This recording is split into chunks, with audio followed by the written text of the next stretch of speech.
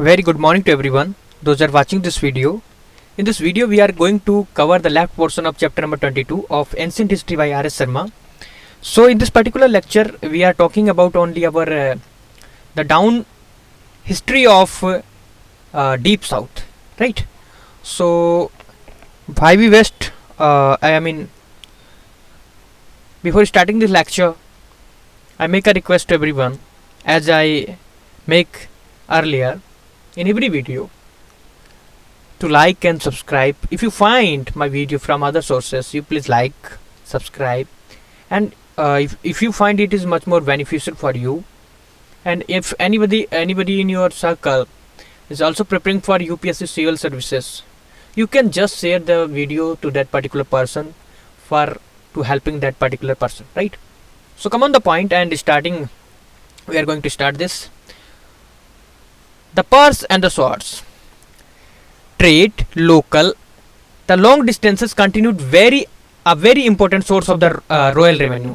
कहने का मतलब यहाँ पर यह है, सिंपल तरीका मैं अगर बताऊँ आपको, ट्रेड अगर मान लो होता है तो उससे यानी कि राजा क्या लेता है, टैक्स लेगा, जो ट्रेड करते हैं, ठीक है, लोकल स्तर पर, लॉन्ग डिस्टेंसेस पर जो होता था उनसे, और ये कंटिन्यूड रहा एक, यानी कि इसको कंटिन्यूड रखा, यानी कि जो एक महत्वपूर्ण चीज़ थी, किसके लिए, एक सोर्स था जो रॉयल रेवेन्यू मतलब राजशाही जो यानी कि कर लिया जाता था, वो इस तरीके से लिया जाता था। जैसा कि हम जानते हैं कि जो कस्टम्स ऑफ ऑफिसर्स जो यानी कि फंक्शन उनके बहुत अच्छे यानी कि उनके फंक्शंस होते थे, मतलब बड़े स्तर पर फंक्शन होते थे पुहार में। Transit duties were also collected from the merchants, ठीक है, वो अपनी ड्यूटीज को यानी कि कलेक्ट करते थे किससे, मर्चेंट से, who moved from place to place, जो यानी कि एक स्थान से दूसरे स्थान पर यानी कि जाया करते थे, ठीक है, फॉर अपने यानी कि गुड्स के लिए एंड सर्विसेज के लिए। For the safety of the merchants, prevention of the smuggling, soldiers maintain constant vigil along the roads. The spoils of war further added the royal income. कहने का मतलब यहाँ पर यह है, मैं सिंपल बोलना चाहूँ कि जितना भी यानी कि वार से जो यानी कि चीज़ें कलेक्ट होती थी, वो क्या करती थी, मतलब वो राज्य में अपने मिला ली जाती थी और एक किस्म से इनकम जनरेट करती थी, जो यानी कि वो आर्मी रखते थे, अपने यानी कि सामंत रखते थे, जो अपने ऑफिसर्स रखते थे उनके लिए। हाउएवर, यद्यपि रियल जो यानी कि वास्तविक फाउंडेशन जो था यानी कि वार का एंड पॉलिटी ले in the regular income of the agriculture from the agriculture. कहने का मतलब यहाँ पर ये वार से जो चीज़ें मिलती थी और यानी कि जो एग्रीकल्चर से जो भी चीज़ें मिलती थी, वो एक रेगुलर इनकम बना के रखती थी अपने यानी कि जो भी यानी वहाँ पर ऑफिसर थे उनके लिए। The share of the agriculture produce claimed and collect by the king is not specified। कहने का मतलब यहाँ पर यह है, ये देखने को मिला है कि एग्रीकल्चर से जो भी मिलता था यानी कि जो प्रोड्यूस होती थी, कितनी प्रोड्यूस हुई उसके अकॉर्डिंग यानी कि वो लोग क्या करते थे, फिक्स करते थे कि इतना टैक्स इस पर्टिकुलर पीजेंट से, इस पर्टिकुलर फार्मर से लेना है, ठीक है, और कलेक्ट किया जाता था बाई यानी कि किंग के द्वारा। किंग नहीं आता था, मतलब उसके यानी कि मतलब जो भी यानी कि ऑफिसर्स होते थे या मतलब जिस काम के लिए लगा रखे थे उन्होंने, ठीक है, उनको स्पेसिफाइड नहीं कर रखा था। The tip of the peninsula and the adjacent regions were extremely fertile. कहने का मतलब यहाँ पर यह पेनिनसुला जो रीजन था हमारी भारतीय यानी कि साउथ में देखा जाए तो बहुत ही यानी कि फर्टाइल एरिया है वहाँ का, और बहुत यानी कि अगर देखा जाए यानी कि जितने भी उसके जो पड़ोसी यानी कि जो एरिया है वो भी यानी कि बहुत ही फर्टाइल है, ये बताया गया है। द लैंड प्रोड्यूस, यानी कि वहाँ की अगर जो धरती के बारे में बात करें तो यानी कि हमारी पैडी कल्टीवेशन होती है, मतलब धान की फसल, रागी और शुगर केन मतलब हमारा गन्ना की फसल होती है। इट वॉज सेड डेट, ये कहा जाता है कि कावेरी जो यानी कि Kaveri delta that the space in which elephant could be lie down produce enough to feed 7 person. यानी कि ये कहा जाता है कि कावेरी डेल्टा का जो यानी कि क्षेत्र है वो इतना उपजाऊ है, इतना फर्टाइल है कि जितने में एक हाथी यानी कि बैठ सकता है, मतलब एक लेट जाए, मतलब बैठ जाए या लेट जाए, उतनी जगह में अगर अनाज यानी काट लिया जाए तो उसमें उतने में 7 लोगों का भरण पोषण हो सकता है, मतलब एक दिन के लिए, हमेशा के लिए नहीं भैया। In addition the Tamil region produce grains. जो तमिल रीजन था यानी कि क्या प्रोड्यूस करता था, ग्रेन्स यानी कि फूड्स, यानी कि जो फ्रूट्स होते थे वो, पेपर मतलब काली मिर्च यानी कि प्रोड्यूस करते थे, टैमरिक, ठीक है, और या टेरेमिक, और इट सीम्स दैट ये देखा जाता है कि जो king had share in all this produce. यानी कि ये देखा गया जितनी भी प्रोड्यूस जो उत्पन्न होती थी उनमें यानी कि उनका कुछ ना कुछ शेयर होता था कि इतना हम आपसे लेंगे। Apparently, out of the taxes collected from the peasantry, the state maintained a rudimentary army. कहने का मतलब यहाँ पर जितना भी यानी कि टैक्स लिया जाता था वो यानी कि किस लिए लिया जाता था, अपने तो यानी कि रूल एंड रेगुलेशन के लिए चलाने के लिए तो लिया ही जाता था, लेकिन उन्होंने जो बहुत अच्छी मेंटेन्ड एक आर्मी कर रखी थी उनको यानी कि रेगुलर वेतन देना है उसके लिए यानी कि इट कंसिस्टेड अ चैरियट, यानी कि वो लोग ये यानी कि जो कर लिया जाता था उसी के रुपयों से यानी क्या करते थे अपने रथ बनवाया करते थे, ठीक है, जो ऑक्स के द्वारा यानी कि खिंचवाए जाते थे। एलिफेंट्स एंड कैवेलरी होती थी उनके पास, इन्फेंट्री होती थी। उनकी रोल अगर वार में देखा जाए यानी कि हाथियों का जो रोल था वार में बहुत ही महत्वपूर्ण था उनके समय पर। हॉर्सेस जो थे यानी कि उनको इंपोर्ट करते थे पांड्या के द्वारा, कहाँ से, जो समुद्र पार करके आया करते थे, ठीक है। The nobles and the princes are the captains of the army rode the elephants and the commanders use chariots. कहने का मतलब जो नोबल्स होते थे बड़े बड़े यानी कि जो स्तर पर यानी कि जो मतलब कहते नहीं जो प्रीस्ट होते थे वो उससे भी बढ़कर यानी जो थे नोबल्स मतलब त्रिरत्न, जैसे अकबर के दरबार में 9 रत्न थे, इसी के यानी कि जो रत्न होते थे ये, ठीक है, तो वो और यानी कि प्रिंसेस जो राजकुमार होते थे और जो यानी कि जो कैप्टन्स होते थे ऑफ द यानी कि आर्मी के, उनको यानी कि एलिफेंट दिया जाता था, ठीक है, कमांडर्स को यूज करने के लिए एज ए चैरियट में। चैरियट भी दिया जाता, किसी को हाथी दिया जाता, इस तरीके से। Footman and horseman were leather sandals to protect their feet. और जो यानी कि कहने का मतलब जो यानी कि जो पैदल जो चलने वाले यानी कि सैनिक होते थे उनके पास क्या होता था, और जो हॉर्स पर चलने वाले के पास क्या होता था, उनके पास लीदर के सैंडल हुआ करते थे, ठीक है, वो अपने पैरों में पहन लेते थे कि उनके पैर जो है फटने से बच सके, प्रोटेक्ट कर सके अपने पैर को। अब बात करें rise of the social classes, यानी कि समाज में उनकी यानी कि सामाजिक मतलब कक्षाएं कैसी थी, समाज में कैसी यानी कि विभिन्नताएं थी, किस तरीके से वो लोग जी रहे थे। Income from the trade, war booty and agriculture produce enable the king to maintain the groups of the professional warriors and also to pay the bards and the priest who were largely Brahmins। कहने का मतलब यहाँ पर ये जो income मिलती थी trade से और यानी कि वार से, जो यानी कि लड़कर जो मिला हुआ यानी कि धन होता था एग्रीकल्चर से, वो राजा को इतना समृद्ध बना देती थी कि यानी कि वो अपना मतलब अच्छी आर्मी रख सकता था, अच्छे वेरियर्स रख सकता था, जो यानी कि मतलब अच्छे स्तर पर। और फिर क्या करता था उनको यानी वो अपना यानी कि कुछ दान में भी दे देते थे यानी कि प्रीस्ट और बार्ड्स को, ठीक है, और यानी कि और ये भी कहा जाता है कि उन्होंने बड़े स्तर पर ब्राह्मण को भी दिया है, ठीक है। The Brahmanas first appear in the Tamil land in the Sangam age, यानी कि ये देखने को मिला है कि जो ब्राह्मण थे वो यानी कि तमिल एज में यानी कि संगम एज में देखने को मिले हैं बड़े स्तर पर। An ideal king was one who never hurt the Brahman. ये कहा जाता था कि सबसे आदर्श राजा वही है जो ब्राह्मण्स को यानी कि मतलब हर्ट ना करे। many Brahmins functions as poets and in this role they were generously rewarded by the king। ऐसा कहा जाता है कि उसमें से बहुत से ब्राह्मण ऐसे होते थे जो यानी कि कवि हुआ करते थे, राजा की प्रशंसा पर कविताएं लिखते थे, गाते थे, और उनके द्वारा बदले में उनको यानी कि बहुत सारा यानी कि धन दिया जाता था, पुरस्कार दिया जाता था। एक ये भी बात कही जाती है कि एक राजा था जिसका नाम था करिकला, जिसको कहा गया लगभग उसने एक यानी कि एक पोइट था जिसको यानी कि उसने लगभग 1600 लाख गोल्ड पीसेस दिए थे, जो कि अगर देखा जाए बहुत ही यानी कि मिथ है मेरे हिसाब से, क्योंकि बहुत ही एक्सेग्रेशन है, ठीक है। इतना यानी कि बताना बढ़ा चढ़ाकर वो ठीक यानी कि देते थे, हालांकि ठीक है, लेकिन इतना बढ़ा चढ़ाकर बता देना जो यानी कि एग्जिस्ट नहीं कर सकता, तो ये ठीक नहीं है। Beside gold poets birds also received cash and land chariots horses and even elephants. ये जो यानी कि जो पोइट्स होते थे यानी जो बार्ड्स होते थे, ठीक है, बोट्स या बार्ड जो होते थे यानी कि ये क्या करते थे, यानी कि कैश भी यानी कि रिसीव करते थे राजाओं से, धरतियां भी इनको यानी कि भूमि मिलती थी खेती के लिए अपना यानी कि यूज के लिए, चैरियट्स मिलता था उनको, हॉर्सेस मिलते थे, और इवन एलिफेंट भी उनको यानी कि दिया जाता था, ठीक है। The Tamil Brahmans partook of meat and wines. ऐसा कहा जाता है कि जैसे हमारे यानी कि कहने का मतलब यहाँ पर ये हमारे नॉर्थ इंडिया के जो यानी कि जो ब्राह्मण्स हैं, जो यानी कि जो इस वक्त के या पहले के, वो लोग क्या थे, वेजिटेरियन थे, लेकिन अगर तमिल की बात करें तो वो लोग क्या करते, नॉन वेजिटेरियन थे, और यानी कि वाइन भी लेते थे, लिकर लेते थे, ठीक है। The Kshatriyas and Vaisyas appear as a regular varna in the Sangam text. कहने का मतलब यहाँ पर यह है, ये देखने को मिला है कि क्षत्रिय और वैश्य वर्ण उस यानी कि संगम एज में ज्यादा यानी कि रेगुलर वर्ण देखने को मिला है, ये उनका ज्यादा बोलबाला उसमें देखने को मिला है, ठीक है। The warrior classes was an important element in the polity and society। ये देखने को मिला है जो यानी कि वेरियर क्लास थी, बहुत ही इंपॉर्टेंट थी, यानी कि एक इंपॉर्टेंट एलिमेंट था पॉलिटी एंड यानी कि सोसाइटी के रिगार्डिंग, ठीक है।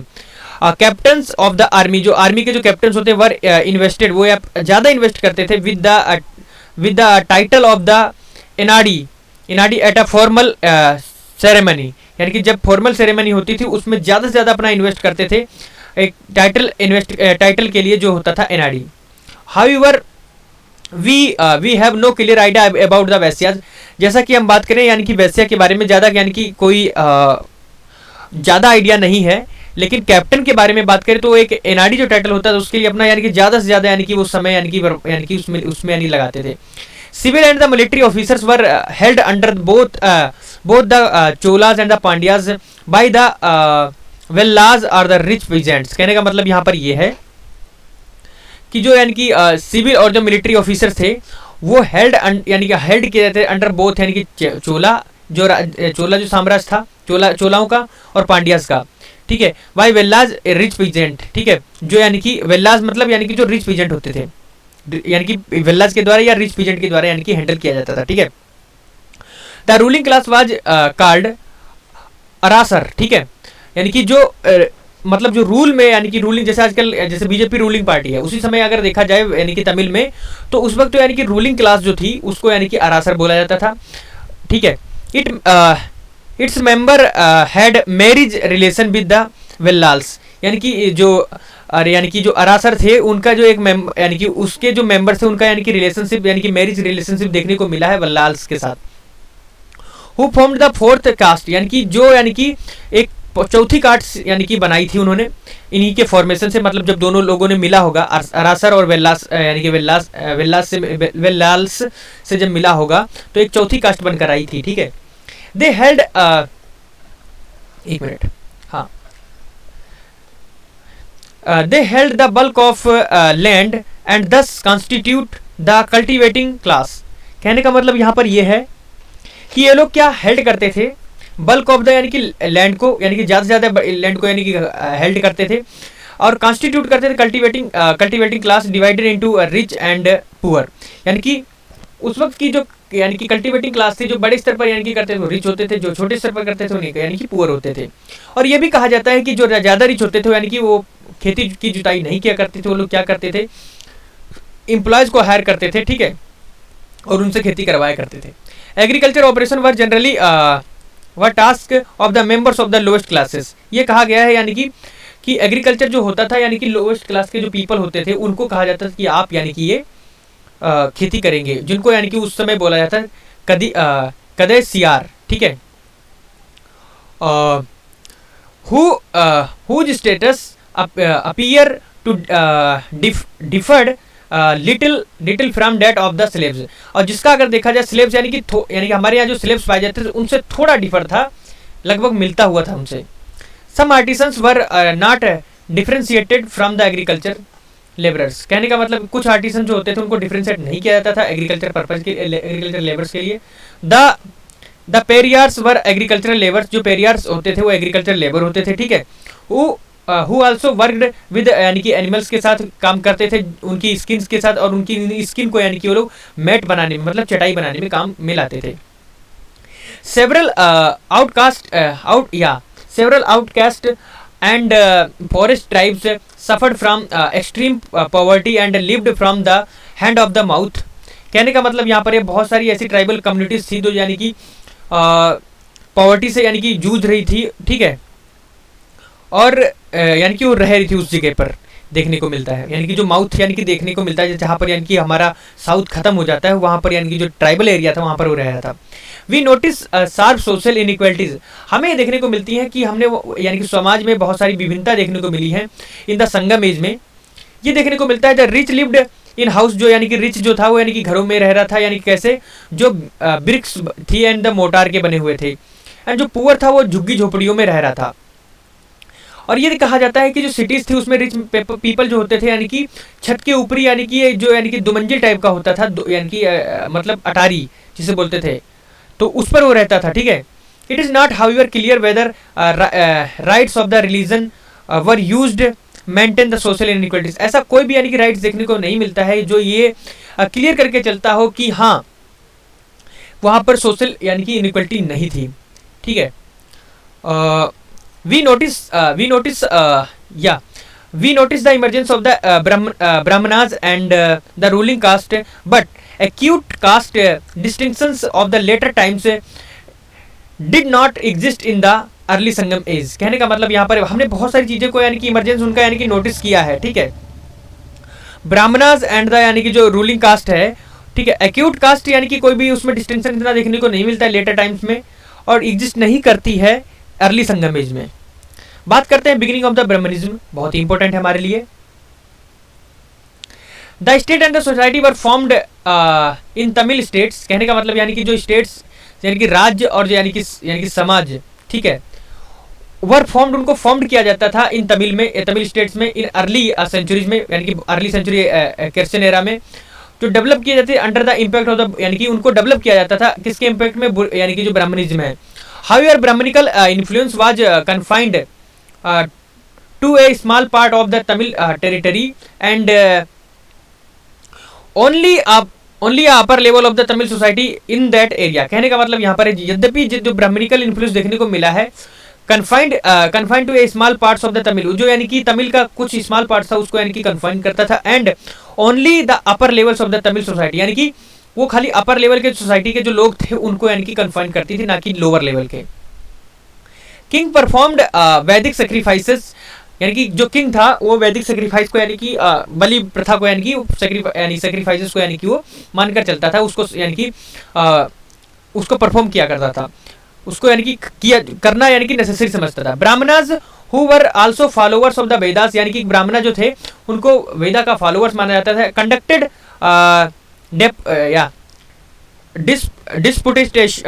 डिस्पुटेशंस, कहने का मतलब वो कंडक्ट करते थे डिस्पुटेशंस।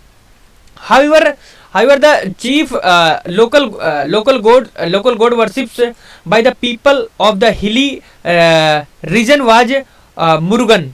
कहने का मतलब यहाँ पर यह है कि यद्यपि ये जो चीफ यानी लोकल गोड्स वर्शिप जो करते थे बाय द पीपल जो हिली एरिया में रहते थे वो कौन थे, मुरुगन्स। हु केम एज कॉल्ड, यानी कि सब रमन्या, उनको यानी कि बाद में ये भी कहा गया सब रमन्या के नाम से भी जाना गया अर्ली मेडाइवल समय में। ठीक है, और वो यानी कि वर्शिप करते थे विष्णु की, जो मेंशन किया गया है देखने को मिलता है। यद्यपि it may have been later practice, बाद में यानी कि उनके लेटर प्रैक्टिस भी देखने को मिलती है। The megalithic practice of providing for the dead continued, paddy being offered to deads. ऐसा भी देखने को मिलता है जब कोई आदमी मर जाता था तो यानी कि उसको साथ यानी कि धान को यानी कि रखकर उसे दफनाया जाता था। ठीक है, क्रिमेशन वाज, धान मतलब यानी कि वो वही राइस। ठीक है, cremation was introduced, but inhumations followed by the megalithic phase was not abundant। Simple है, छोड़ो। अब बात करें Tamil and the Sangam literature के बारे में, तमिल लैंग्वेज के और संगम लिटरेचर की। All that have been stated above about the life of the Tamils in the beginning of the historical period is based on the Sangam literature. कहने का मतलब यहाँ पर जितनी भी चीज़ें हमने अभी डिस्कस करी, यानी कि जितनी भी इकोनॉमी से रिलेटेड बात करी, एग्रीकल्चर से रिलेटेड बात करी, टैक्स लेने की बात करी, वार से रिलेटेड बात करी, लैंग्वेज से रिलेटेड बात करी, हमने ब्राह्मणिकल का बिगिनिंग के लिए बात करी, समाज से रिलेटेड क्या क्या हुआ उसके बारे में बात करी, वो सब यानी कि जो बताता है एक बिगिनिंग बताता है, हिस्टोरिकल पीरियड बताता है संगम लिटरेचर के बारे में। ठीक है, as shown earlier the Sangam was college और the assembly of the Tamil. कहने का मतलब यहाँ पर जैसा कि पहले दिखाया गया है जो संगम था उसको यानी कि मानकर चलते थे एक, यानी कि एक कॉलेज था, एक असेंबली थी ऑफ द तमिल पोइट्स की, जो हेल्ड करी जाती थी प्रोबेबली अंडर द पैट्रोनेज, यानी कि चीफ या किंग होता था उनके द्वारा। वी हाउएवर, हमने यद्यपि यानी कि नाइदर नहीं, ना कि यानी कि know the number of the Sangam nor the period of which they held. हमें यानी कि ज़्यादा जानकारी नहीं है कि उसमें कितने सारे पॉइंट्स थे और किस पीरियड में यानी कि किस समय अंतराल में यानी कि सब कुछ हुआ है। ठीक है, लेकिन एक यानी कि जो टेक्स्ट के अनुसार यानी कि देखने को मिलता है उस पर यानी कि ये हमने यानी कि उसे रीफ्रेम किया है। इट इज सेड दैट, ये कहा जाता है कि in Tamil commentary of the middle of the 8th century that three sangam lasted lasted for 9,990 years and were attended, उसको अटेंड किया गया किसके द्वारा, 8,000 यानी कि 8,598 पोइट्स के द्वारा। कहने का मतलब यहाँ पर ये लगभग इतने साल तक यानी कि वो संगम यानी कि लास्ट हुआ जाकर चलता रहा और इतने पोइट्स के द्वारा यानी कि अटेंड किया जाता, जिसमें यानी कि लगभग ये देखने को मिला पांड्या के 197 किंग देखने को मिलते हैं जो पैटर्न किंग थे। ऑल दिस इज विल्ड एक्सग्रेशन, ये सब यानी कि देखने को मिलता है, यानी कि बहुत ही बड़े यानी कि बड़े स्तर पर देखने को मिलता है, जो कि इतना हो नहीं सकता है। All can not be said that the Sangam was held under the royal patronage of the Madurai. देखिए ये कहा जा सकता है कि यानी कि जो संगम एज था वो यानी कि हेल्ड किया गया था पैट्रोनेज, जो यानी कि जो पैट्रोनेज थे इन द मदुरई में। और available Sangam literature which was produced by these assemblies, कहने का मतलब यहाँ पर यह है कि जितने भी अवेलेबल संगम लिटरेचर हमें देखने को मिले हैं वो ये यानी कि जबकि ये बताते हैं कि ये जो असेंबलीज थी उनको कंपाइल्ड किया गया है कहाँ, 300 AD से 600 AD के around. However parts of the literature, जितने भी यानी कि जो लिटरेचर के पार्ट्स है to back to at least the second century. The Sangam literature can be रफली बी डिवाइडेड इनटू 2 ग्रुप्स, यानी संगम लिटरेचर को 2 ग्रुप्स में यानी कि डिवाइड किया गया, narrative and didactic. Narrative texts are called एक बात मैं तुम्हें बता दूं, मुझे तमिल के यानी कि नाम पढ़ने में बड़ा दिक्कत होता है, ठीक है। मेलकनक्कू जिसे यानी कि हम लोग कहते हैं 18 मेजर वर्क्स, ठीक है। They comprise 18 major works consisting of 8 anthologies and 10 idylls. कहने का मतलब ये यानी कि इसमें ये देखने को मिलता है वो कंसिस्ट करते थे 8 एंथोलॉजीज एंड 10 यानी कि एडलीज को। और डिडक्टिक जो है वर्क वो यानी कि किलकन कक्कू को यानी कि के नाम से जाना जाता है, और उसमें लगभग 18 माइनर वर्क्स देखने को मिलते हैं, मेजर वर्क्स नहीं माइनर वर्क्स देखने को मिलते हैं। तो इसमें जो डिफरेंसेस है, वर्क तो 18 ही हुए हैं दोनों में, लेकिन माइनर और मेजर का फर्क है। जब हम बात करेंगे यानी कि नैरेटिव की तो मेजर वर्क्स, और जब हम बात करेंगे डिडक्टिक की तो माइनर वर्क्स। अब बात कर लेते हैं हम लोग social evolution from the Sangam text, ठीक है। Both types of text suggested several stages of the social evolution, यानी कि जितने भी जो हमने यानी कि जो टेक्स्ट के बारे में बात किया, अभी हमने संगम टेक्स्ट के 2 बात की है, एक डिडक्टिक एक नैरेटिव, दोनों ही किसके बारे में, सोशल इवोल्यूशन के बारे में बताते हैं कि समाज कैसे कैसे उभरा। The narrative text considered work for the heroic poetry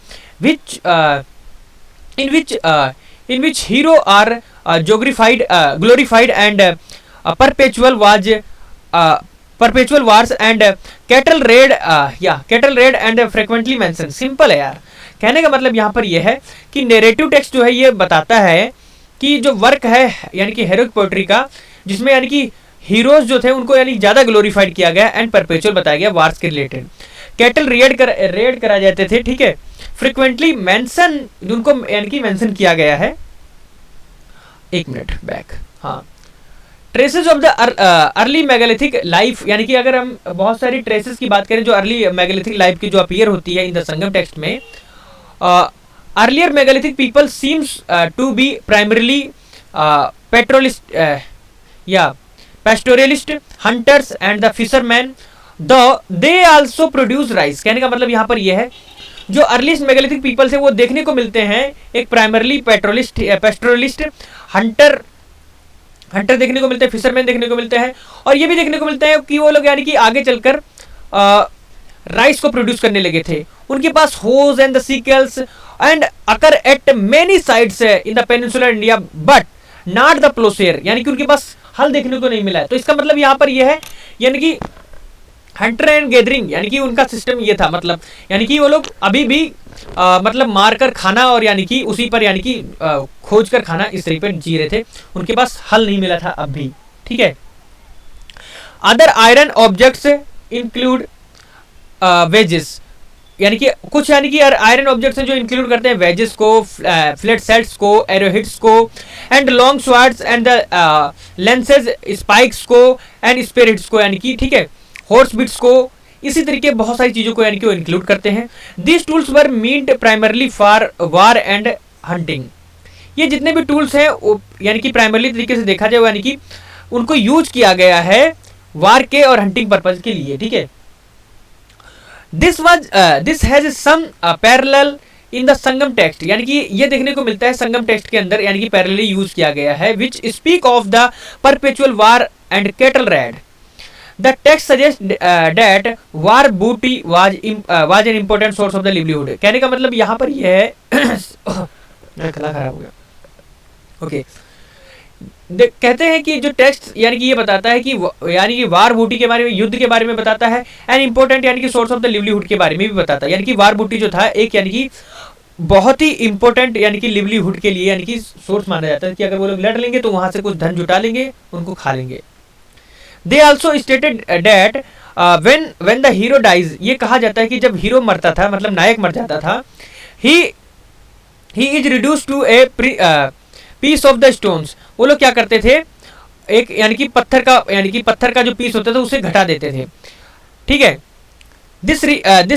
this remind us of the circles of the stone. ये हमें यानी कि ये हमें ये बताते हैं कि जो यानी कि जब वो आदमी मरता था उसके चारों तरफ पत्थर लगाते थे, तो जो सर्कल बना देते थे वो स्टोन का, they are raised over the graves of the megalithic people, और वहां पर यानी कि उसे बढ़ा देते थे, ठीक है।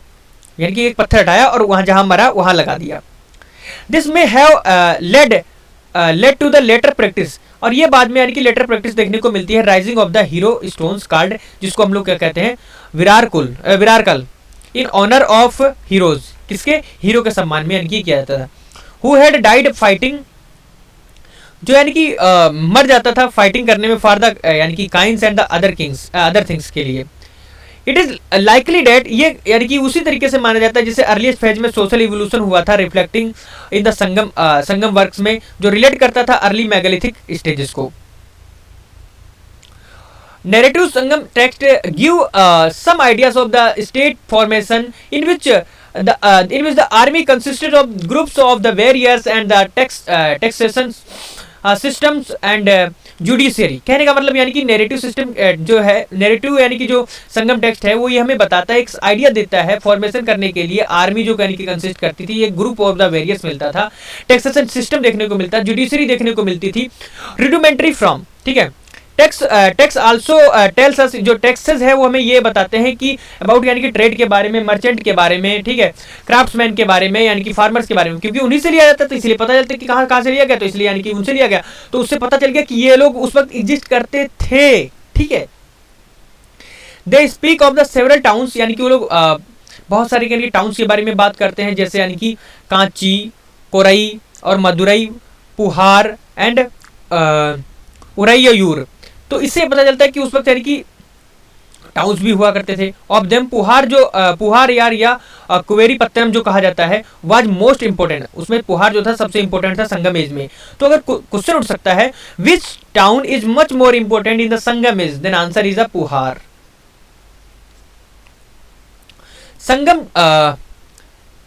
संगम references to towns and economic activities are corroborated by Greek and the Roman accounts and by the excavation of the Sangam cities, sites है, example है।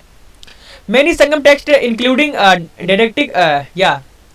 didactic ones were written by the Brahmanas scholars in प्राकृतिक संस्कृति। कहने का मतलब यहाँ पर बहुत सारे संगम यानी टेक्स्ट देखने को मिलते हैं जो इंक्लूड करते हैं डिडक्टिक को भी, और जिसमें यानी कि जो रिटन किए गए थे ब्राह्मणा स्कॉलर्स के द्वारा प्राकृतिक और संस्कृत भाषा दोनों में, ठीक है।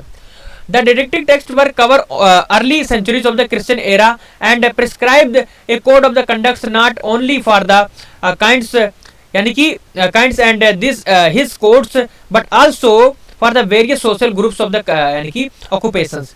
यानी कि कहने का मतलब जो डिडक्टिक टेक्स्ट है वो यानी कि खाली अर्लियर क्रिश्चियन सेंचुरी को कवर ही नहीं करता है, उसके बारे में बताता ही नहीं है, मतलब उसके बारे में बताता तो बताता है, उसके बाद ये भी बताता है कोड यानी कि राजा का जो कोड होता था, राजा के बारे में, यानी कि वेरियस जो सोशल ग्रुप थे उसके बारे में, उनकी क्या व्यवसाय होते थे उनके बारे में बताता है, ठीक है। Okay, these categories These categories could have been possible only after the 4th century when Brahmanas rose in the number under the Pallavas. कहने का मतलब यहाँ पर ये सब कैटेगरी देखने को मिलती है, ठीक है, जो पॉसिबल हुई सेंचुरी जो ब्राह्मणस के लिए, जो नंबर ऑफ द पल्लवास देखने को मिले. The text also refer to grant of the villages. Text में ये भी देखने को मिलता है कि वहां के जो राजा हुआ करते थे दान में यानी कि विलेजेस दे दिया करते थे ब्राह्मणों को. And also descents of the Kings from the solar and the lunar dynasties. Beside the Sangam text, यानी कि अगर संगम टेक्स्ट के यानी कि हटकर बात करें तो वी हैव टेक्स्ट कार्ड, यानी कि एक टेक्स्ट देखने को मिलता है जिसको यानी कि तोलक्का पीएम कहा जाता है, विच डील्स विद ग्रामर, यानी कि ग्रामर के बारे में बताती है, पोइट्स यानी कि जो पोइटिक्स एंड पोइटिक्स के बारे में, यानी कि ग्रामर के बारे में तो बताता है और यानी कि जो कविताएं होती थी उनके बारे में भी बताता है. Another important Tamil text deals with the philosophy, जो यानी कि और भी यानी कि तमिल टेक्स्ट है जो फिलोसफी के बारे में बताते हैं. And wise maxim and called the Tirukkural, ठीक है, जिसको तिरुकुरल के नाम से भी जाना जाता है. In addition we have twin Tamil species, यानी कि शिलापद्धति करम, यानी कि अगर उसके बाद यानी कि देखा जाए हमारे पास और भी तमिल यानी कि इपिक्स है जिसका नाम है, एक का शिलापद्धति करम और दूसरा का है मणि मेकलई, ठीक है. The two were compose around the 6th century, यानी कि इन दोनों को यानी कि लगभग 6th सेंचुरी के अराउंड यानी कि मतलब कंपोज किया गया था. The first is considered to be the highest gem of the early Tamil literature. इसमें जो पहला वाला है शिलापद्धति करम, इसको यानी कि हाईएस्ट यानी कि कहने का मतलब इसको यानी कि brightest gem of the early Tamil यानी कि लिटरेचर माना जाता है. और ये डील करता है एक लव स्टोरी की, इन विच डिग्निटरी जो उसको कहा जाता था कोवालन, ठीक है, जो प्रेफर करता है यानी कि प्रेफर ए कॉर्टिशन, जिसको यानी कि माधवी या कावेरी पत्तनम, टू हिज वेडेड जो वाइफ थी उसकी कन्नागी, ठीक है, उसकी जो वाइफ थी कन्नागी फ्रॉम द नोबल फैमिली से, बहुत ही अच्छी फैमिली से. तो सिंपल है, देखिए यानी कि कहने का मतलब यहाँ पर ये जो कोलाबन है वो रिफर करता था एक यानी कि कॉर्टिशियंस जो कहलाता था माधवी ऑफ द यानी कि कावेरी पत्तनम, ठीक है, टू हिज वेडेड किसके साथ, वो वाइफ किसकी थी, कन्नागी, जो यानी कि एक नोबल फैमिली से बिलोंग करता था. द ऑथर अपेरेंटली सीम्स, जो ऑथर है उसको देखने को मिला है कि Jaina and tries to locate scene of the story all the kingdoms of the Tamil states, यानी कि तमिल स्टेट से रिलेटेड यानी कि वहां पर यानी कि सीन्स के बारे में और स्टोरी के बारे में देखने को मिलता है. द इपिक मैनी मेकलई, जो यानी कि एक इपिक था, एक महाकाव्य था मैनी मेकलई, उसको रिटर्न किया गया था ग्रेन मर्चेंट ऑफ मदुरई, यानी कि एक यानी कि ग्रेन मतलब एक अनाजकार जो मर्चेंट था उसके द्वारा लिखा गया था. It deals with the adventures of the daughters born of the union of the Kovalan and Madurai. However, this epics is greater religious than the literary interest, यानी कि ये बहुत ही यानी कि epic जो था बहुत ही यानी महान था, ठीक है, महान रिलीजियस या था as a comparison to the literary interest के अकॉर्डिंग, ठीक है. This is it is claimed in the प्लोरिज. एक बार मैं देख लेता हूँ कितना बचा है. ओके, थोड़ा ही बचा है, ठीक है. आजकल ज़्यादा इलेक्शन का प्रचार उचार हो रहा है ना, तो मैं कोशिश करता हूँ, एक बात मान के चलता हूँ, ये जो लेफ्ट पोर्शन है आप यानी याद कर लेना, क्योंकि आवाज़ ज़्यादा आ रही है डिस्टर्बेंस की. खुद यानी कि पढ़ लेना, अगर दिक्कत पड़े तो मुझसे पूछ लेना. Thank you for this.